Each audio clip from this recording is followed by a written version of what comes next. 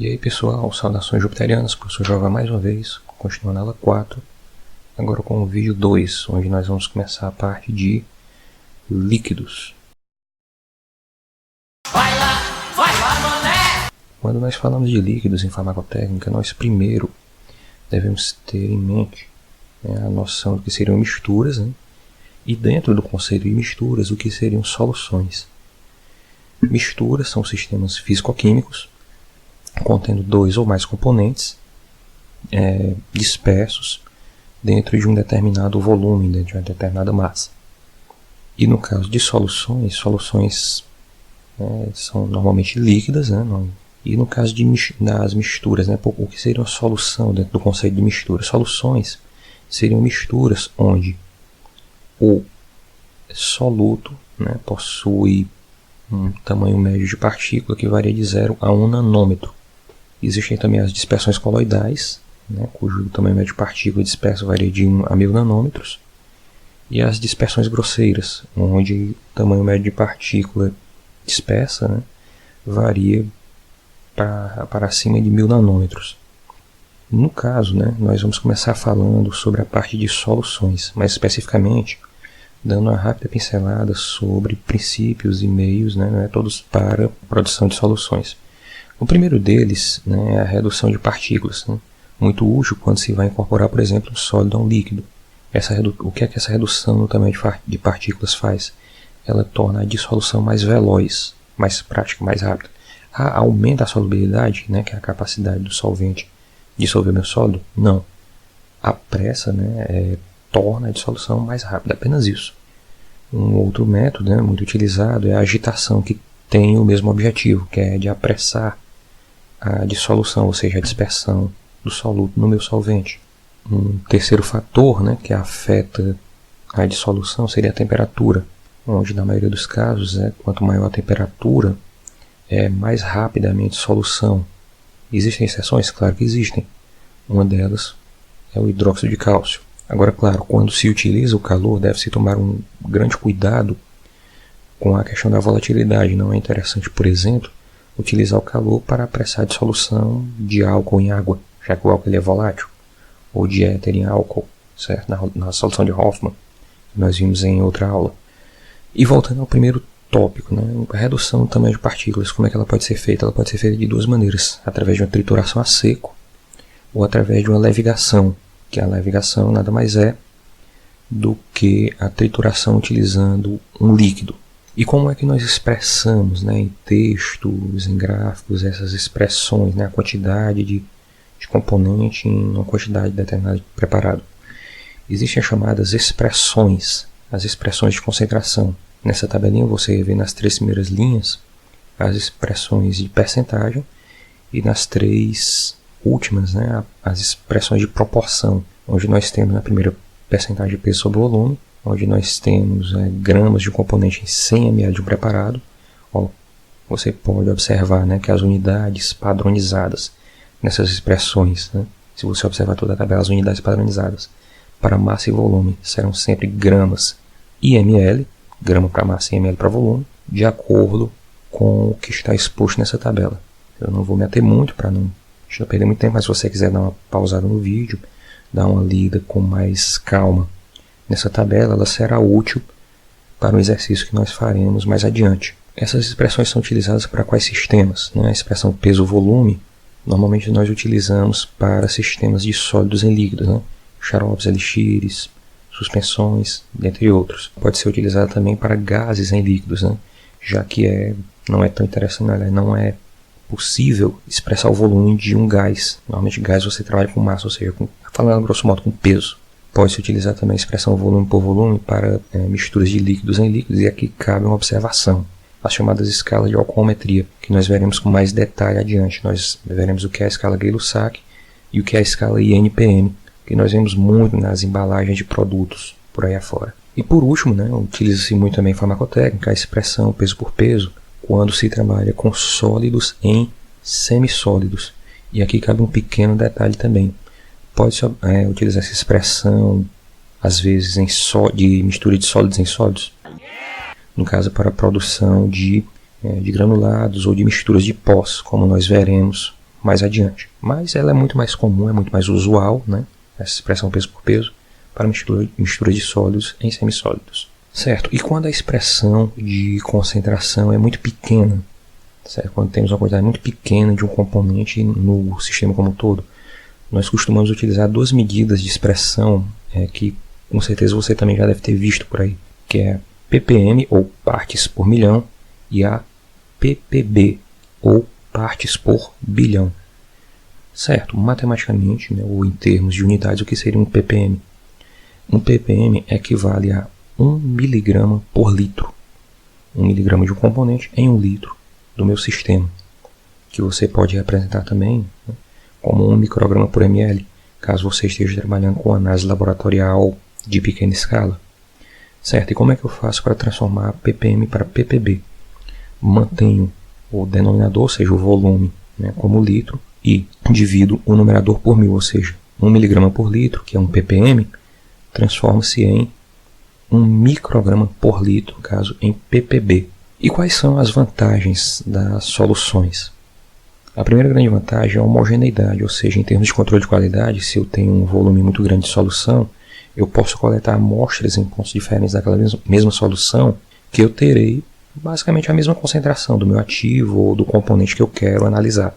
A biodisponibilidade de líquidos ela costuma ser mais rápida. Por quê? Quando ingerimos algum medicamento, aquele medicamento imediatamente vai entrar em contato com os líquidos do corpo. Ora, é muito mais fácil um líquido se dispersar em outro líquido, principalmente um líquido aquoso, né, em outro líquido aquoso, como são os nossos líquidos corporais, ou é mais fácil um sólido em um líquido. Né? Lógico que é muito mais fácil um líquido aquoso se dispersar em outro líquido aquoso. Por isso a biodisponibilidade das soluções acaba sendo mais vantajosa ou mais rápida, né, do que o correspondente sólido. A versatilidade de vias de administração é muito mais fácil ou menos difícil, por exemplo, fabricar um líquido estéreo do que um sólido estéreo. Outra vantagem, né, ela decorre quando o paciente, normalmente um paciente com extremos de idade, ou um paciente muito novo, um recém-nascido, ou um paciente idoso que possui dificuldades, né, em deglutir sólido. Uma outra grande vantagem é o ajuste na dose, que nós veremos no exercício mais adiante também. Se um mesmo frasco de um líquido é destinado a 2 pacientes diferentes, um pode tomar 10 ml e o outro 5 ml da mesma solução, supondo que os dois tomem dosagens diferentes do mesmo ativo. Ok, e as desvantagens? Todos devem estar lembrados e lembradas da aula sobre estabilidade e prazo de validade, onde nós colocamos que a estabilidade de líquidos, né, os líquidos eles são mais reativos do que os correspondentes sólidos, ou seja, eles se degradam mais facilmente do que o correspondente sólido. E isso é uma desvantagem em termos de conservação, transporte e armazenamento. Outra desvantagem, né, com relação ao processo de fabricação, ocorre principalmente quando eu tenho que misturar algum sólido em um líquido. Muitas vezes o processo de solubilização ele exige ou o uso de calor, né, que traz alguns problemas no caso do xarope, como nós veremos mais adiante, ou o uso de agitação vigorosa, intensa.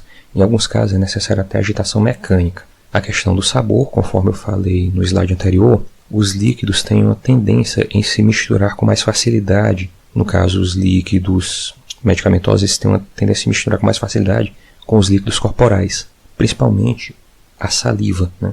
Ou seja, assim que o líquido encosta na língua, ele pode ter um sabor desagradável. Toma, vai. Que, como nós veremos adiante, isso pode ser contornado quando eu transformo a solução em uma suspensão ou numa emulsão oral, que é utilizado justamente para proteger o paladar de um sabor desagradável. A questão da logística. Os líquidos costumam ser mais pesados e de difícil transporte, por também serem muito volumosos do que os correspondentes sólidos. Um frasco de xarope, ele é maior e mais pesado do que uma correspondente caixa de comprimidos. Pode ocorrer também uma variação na dose em função de erros por parte de pessoas leigas, né? No caso do paciente responsável. Você flexibilizando a dose dentro de um hospital, né? Os profissionais ali eles estão capacitados, adequados, né? A medir, fazer a medição daquelas doses. Ao passo que quando se faz essa medição em casa, corre-se o risco, né, daquela medição não ser uma medição adequada. Isso pode gerar erros na dosagem. Muito bem, aqui nós temos o nosso primeiro exemplo de formulação, né, a solução de Schiller, também conhecida como Lugol, que é basicamente uma solução aquosa de iodo a 2%, onde se coloca o iodo sublimado, o iodeto de potássio, que é um co-solubilizante, não um co-solvente, seria mais adequado chamá-lo de co-solubilizante, né, ou de agente solubilizante, porque ele facilita a dissolução do iodo. Né? Você vai pesar os sólidos em Becker, medir os 10 ml de água em proveta graduada, você tritura o iodo junto com o iodeto de potássio em homofarismo e pistilo de vidro, porque o homofarismo e pistilo de porcelana, eles possuem pequenas entradas, né, pequenas ranhuras, que podem acumular com o tempo uma quantidade considerável de sólidos naquela vidraria. Né? Ela se torna difícil de lavar. Você pode até utilizar uma vez perdida uma vidraria de porcelana para triturar esses dois componentes, mas sabendo que é bom evitar que desse uso ser frequente, certo? Porque isso pode prejudicar a vidraria. Você vai adicionar 10 ml de água e dispersar até a completa dissolução. Você vai transferir quantitativamente a mistura, ou seja, você vai não só verter a mistura previamente dissolvida, mas vai arrastar o que ficar de resto da mistura, né, do líquido, da solução, no homofariz, certo? Para dentro da proveta. Completou o volume, agitou, é só envasar e rotular. Nossa segunda solução é a solução de Scholl, que é uma solução de citrato e ácido cítrico monohidratado muito utilizada em pacientes renais. O processo de produção é basicamente o mesmo, com a diferença que não há aquele cuidado de utilizar a homofarismo e pistilo de vidro. Apenas vai se pesar os componentes em vidro de relógio ou Becker separadamente, vai dissolvê-los juntos, né, utilizando essa pequena quantidade de água, faz-se a transferência quantitativa, adiciona-se a solução de parabenos, que é o conservante antimicrobiano, completa-se com água até 100 ml, envasa e rotula. E essas duas formulações são a base para a nossa questão número 2, onde ele diz que soluções são formas farmacêuticas líquidas muito utilizadas pelas vias oral, parenteral e tópica. Acerca das duas formulações citadas acima e de seus conhecimentos sobre esta forma farmacêutica, analisa as alternativas abaixo para escolher a correta. Houve uma falha na primeira formulação, pois faltaram alguns componentes como conservantes, antioxidantes e tampões. Falso. A solução de Lugol ela não precisa de conservantes. O próprio iodo já tem uma ação de inibição do crescimento microbiano muito boa. Item B. O iodeto de potássio é um co-solvente, ou seja, a hidrossolubilidade do iodo metalóide isoladamente é muito baixa. Correto? Conforme nós comentamos agora há pouco. Item C. Junto com os parabenos, o ácido cítrico possui a função de conservação microbiana. Visto ele ser um excelente antifúngico? Não. O ácido cítrico ele é um dos ativos da solução de Scholl, portanto falso. O citrato de sódio, juntamente com o ácido cítrico, funcionam como tampões na formulação, não sendo componentes ativos? Falso. Usar homofariz e pistilo de vidro, olha aí, aumenta o atrito com os poros da primeira formulação, reduzindo bem o tamanho de partículas. Ora, se em contrapartida, homofariz e pistilo de vidro facilitam a limpeza da vidraria, por outro lado, eles não possuem um atrito muito bom, né? Portanto, isso não gera uma boa redução no tamanho de partículas, embora eles sejam adequados perfeitamente para se misturar ambos os componentes. Portanto, item B. Questão 3. Ainda sobre as formulações citadas, responda o que se pede, levando em conta as formas do ácido cítrico monohidratado como sendo esta, do citrato de sódio dihidratado como sendo esta, além dos pesos moleculares do sódio e de 1 mol do citrato dihidratado. Pergunta-se, item A. Quantos miliequivalentes de sódio há em 5 ml da solução de Scholl? Muito bem, antes de respondermos este item A, vamos fazer uma pequena revisão do que seria equivalente grama. Eu não vou me aprofundar muito aqui no conceito físico-químico, mas vou relembrar apenas o conceito matemático de equivalente grama para ácidos, que é correspondente à massa molecular dividido por X, que é a quantidade de hidrogênios ionizáveis, para bases, que é a massa molecular por Y, onde Y é a quantidade de hidroxilas ionizáveis, e para íons, onde o equivalente grama para íons, no caso para o sódio, corresponde à sua massa molar, dividido pela sua valência, que no caso é 1. Lembrando, ele não pede apenas o equivalente, ele pede o miliequivalente. O que seria um miliequivalente? Seria um equivalente dividido por 1000. Voltando à questão, temos que ele pede quantos miliequivalentes de sódio há em 5 ml da solução de Scholl, e nós temos que 294 gramas, que é 1 mol do citrato dihidratado, possui 69 gramas de sódio. Então, 10 gramas, que é a quantidade da formulação, que é a quantidade que há em 100 ml, possuem Q gramas de sódio, onde Q é igual a 2,35 gramas aproximadamente, transformando isto em equivalentes.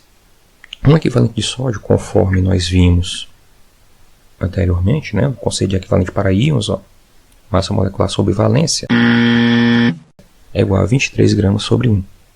Então, N equivalentes de sódio estão em 2,35 gramas. Temos que, em 2,35 gramas, fazendo as contas, temos N igual a 102,04 miliequivalente. Mas isto está em 100 ml da minha solução. Aqueles 10 gramas, né, do meu sal estavam em 100 ml. Portanto, essa quantidade de miliequivalentes também estão em 100 ml da minha solução. E em 5 ml?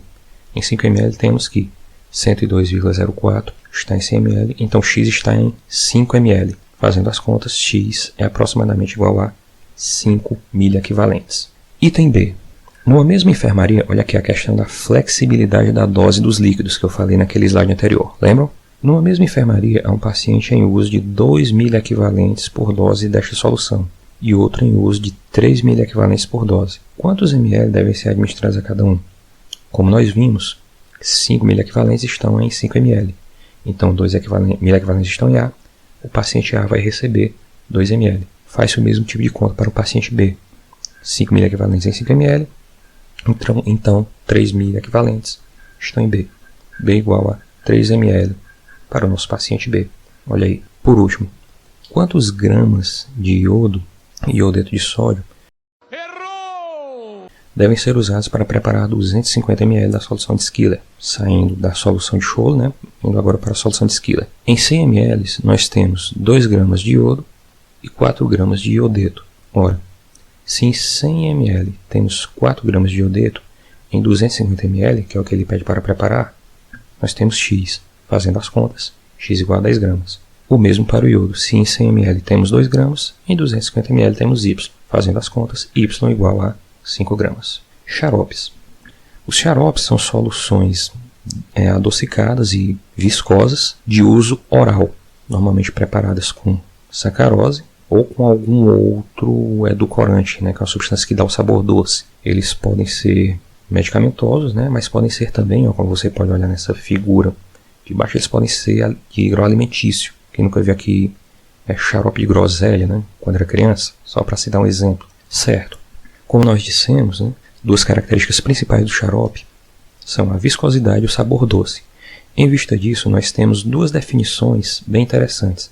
A primeira definição para xaropes seria a da Farmacopeia Brasileira, quinta edição, onde nós temos que é a forma farmacêutica aquosa caracterizada pela alta viscosidade, que apresenta não menos que 45%, peso por peso, de sacarose ou outros açúcares na sua composição. Grave bem isso aqui, ou outros açúcares na sua composição. Os xaropes geralmente contêm agentes favorizantes, a sua abreviatura é XPE, e quando não se destina ao consumo imediato, deve ser adicionado de conservantes antimicrobianos autorizados. Vocês devem estar lembrando isso aqui também de uma outra aula na parte de formas farmacêuticas. E temos a definição também do professor Ansel, onde ele diz o seguinte: os xaropes são preparações aquosas concentradas de um açúcar ou de outra substância que o substitua. Perceba que o professor Ansel ele já não amarra a presença de açúcares no xarope ou outra substância que o substitua, com ou sem acréscimo de flavorizantes e princípios ativos. Ou seja, a principal diferença entre essas duas definições é a presença do açúcar. Nós discutimos isso anteriormente numa questão de concurso, né, onde o autor da questão inteligentemente amarrou muito bem, né, de acordo com a definição da Farmacopeia Brasileira, os xaropes para diabéticos, né, não podem ser considerados xaropes, porque eles não contêm açúcar. Se você quiser dar uma revisada, recomendo que você observe novamente, volte lá na aula de formas farmacêuticas, onde nós discutimos isso. Ok, mas tendo essas duas definições, nós podemos imaginar, em termos práticos, qual delas seria a definição mais adequada para o nosso caso? A da farmacopeia ou a do professor Ansel? Que dúvida, né? A mais adequada em termos práticos, em termos da prática de laboratório, de farmacotécnica, em termos de manipulação magistral, oficinal, seria a do professor Ansel, porque, conforme eu falei, ele não amarra, ele não condiciona, né, a definição de xarope à simples presença de açúcar na solução. E, por conseguinte, né, nessa definição nós podemos englobar, incorporar, inserir os xaropes para diabéticos. Mas quais seriam as funções do açúcar?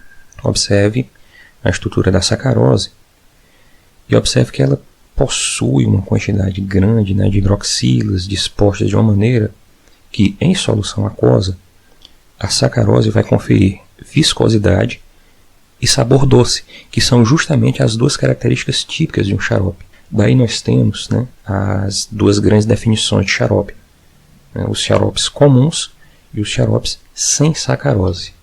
Sem sacarose também chamado de sugar free, né, dietéticos, xaropes sem açúcar, sem sacarose, né, que seria a descrição mais direta.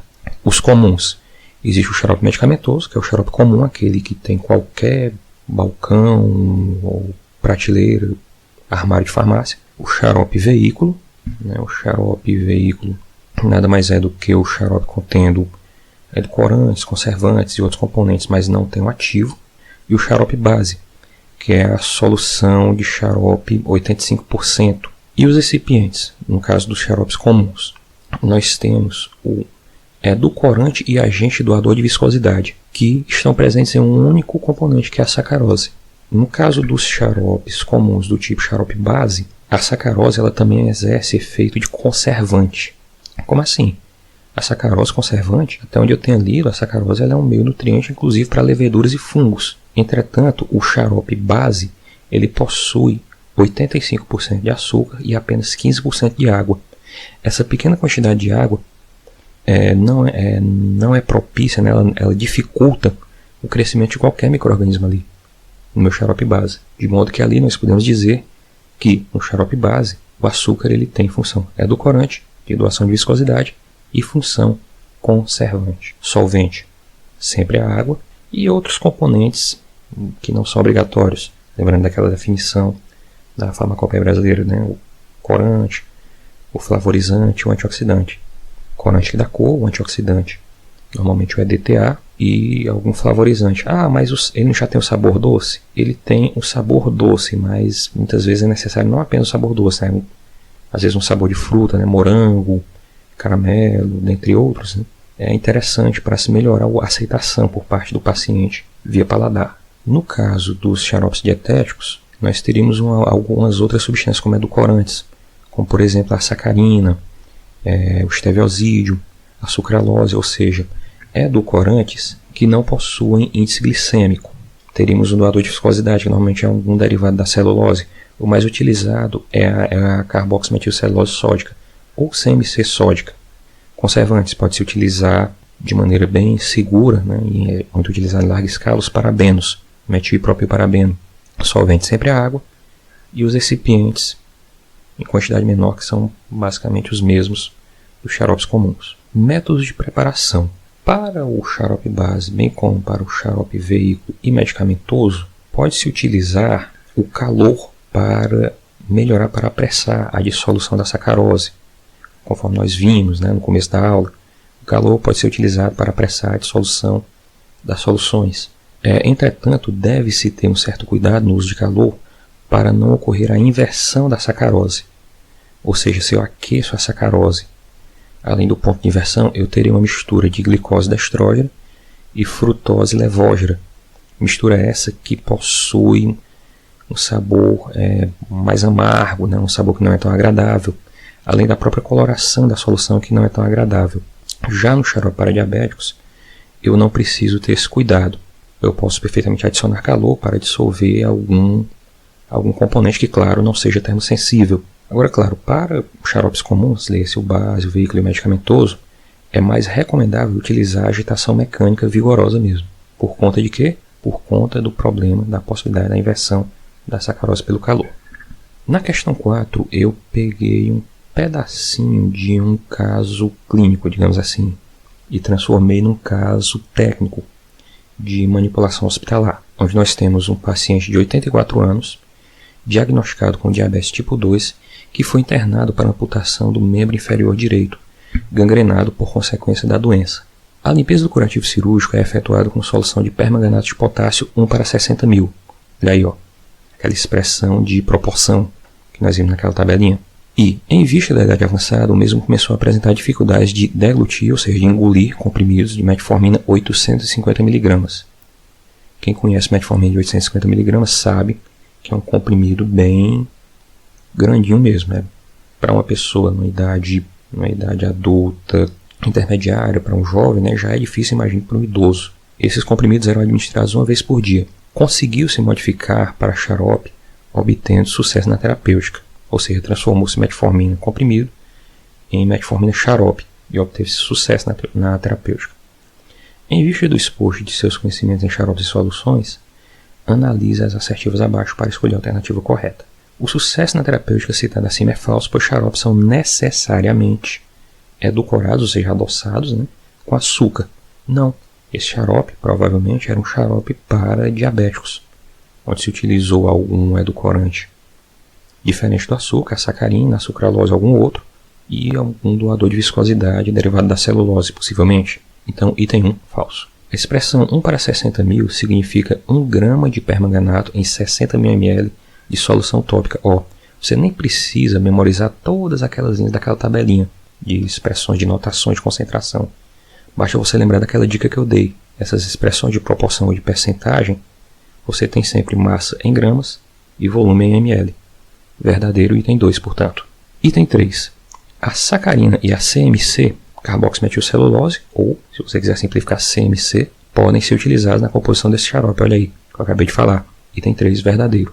Os itens 4 e 5, como envolvem cálculo, eu vou deixá-los para explicar com mais calma a partir de agora, onde no item 4 ele fala: para preparar 1 litro da solução tópica, pode-se dissolver 5 gramas para 100 ml da solução, diluindo posteriormente 1000 vezes. Ou seja, segundo ele está dizendo no item 4, eu vou dissolver 5 gramas em 100 ml e posteriormente eu vou diluí-la 1000 vezes, ou seja, eu terei, após a diluição, 5 gramas em 100 mil ml. Fazendo essa continha, 5 dividido por 100 mil, eu teria 1 grama em 21 mil ml, ou seja, uma solução 1 para 20 mil e não 1 para 60, que é a solução que eu tenho. Portanto, o item 4 é falso. No item 5, nós temos que, supondo que o xarope tenha sido preparado na concentração de 500 mg em 5 ml, o volume da dose a administrar seria 8,5 ml. Vamos ver. Se 500 mg estão em 5 ml, 850 mg, que é a dose que o paciente tomava, estão em X.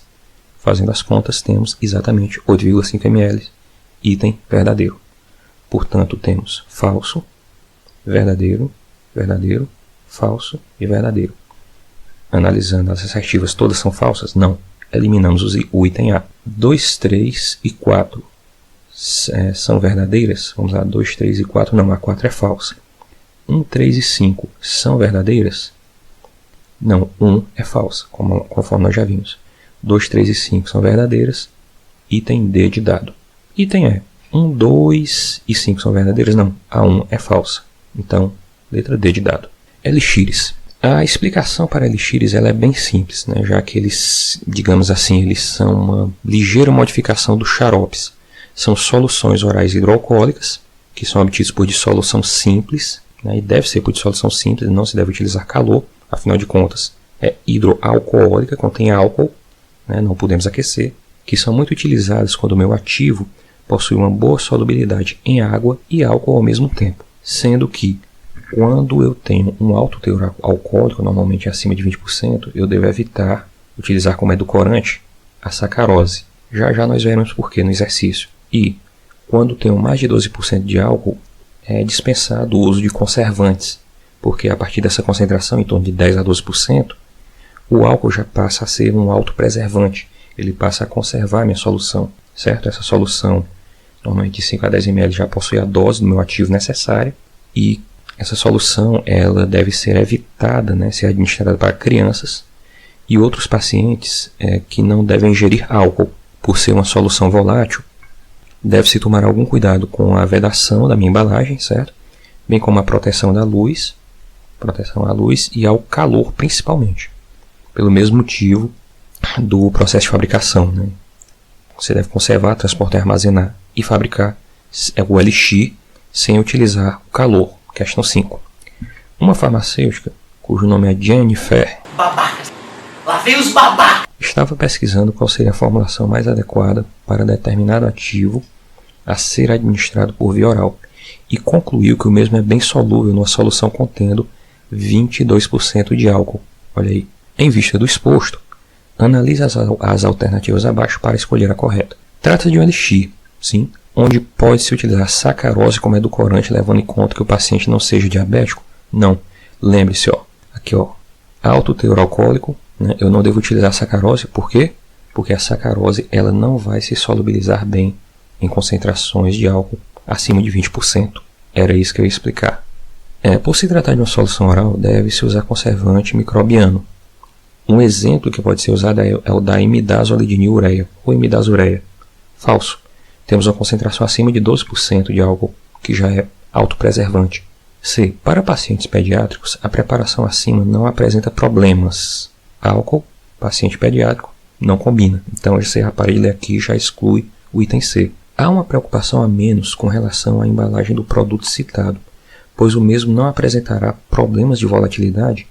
Você dizer que o álcool não tem problema de volatilidade é no mínimo absurdo, não é verdade? A preparação dessa solução é bem simples, devendo-se apenas dissolver os componentes adequadamente, evitando o uso de calor. Teoricamente bem simples, né?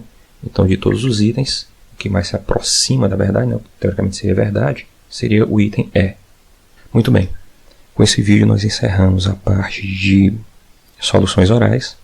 No próximo vídeo nós terminaremos a parte de soluções, certo? Nós concluiremos a parte de soluções. No outro vídeo, o vídeo depois do próximo, né, nós falaremos sobre suspensões e emulsões, quando então finalmente encerraremos a parte de líquidos, certo? Para podermos começar só então a parte de semissólidos. Ok, pessoal? Saudações jupiterianas e até a próxima.